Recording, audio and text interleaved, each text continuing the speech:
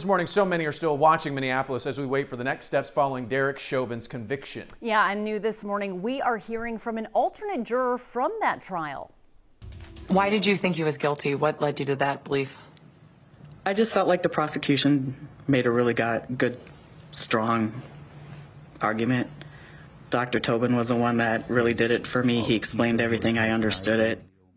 You can catch that full exclusive interview on CBS this morning, coming up at 7 right after H-Town Rush.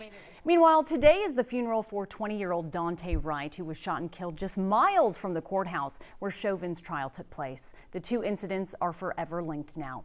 Laura Podesta has the latest.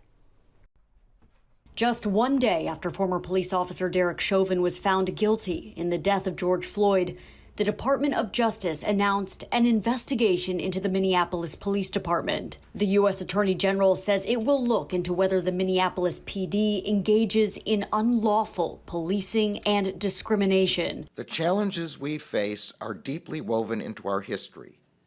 They did not arise today or last year.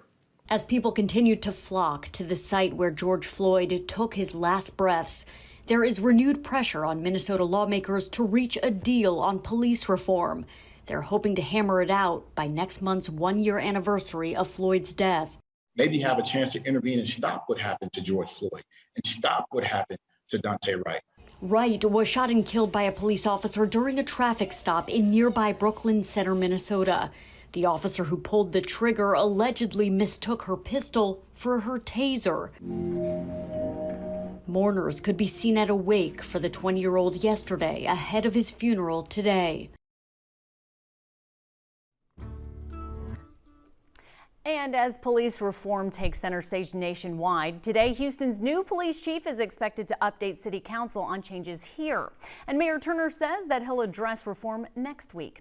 And of course, we will stay on top of all of this for you, bringing you the latest details from this morning's city council meeting with Troy Finner, on air, online at khou.com, and also on our mobile app.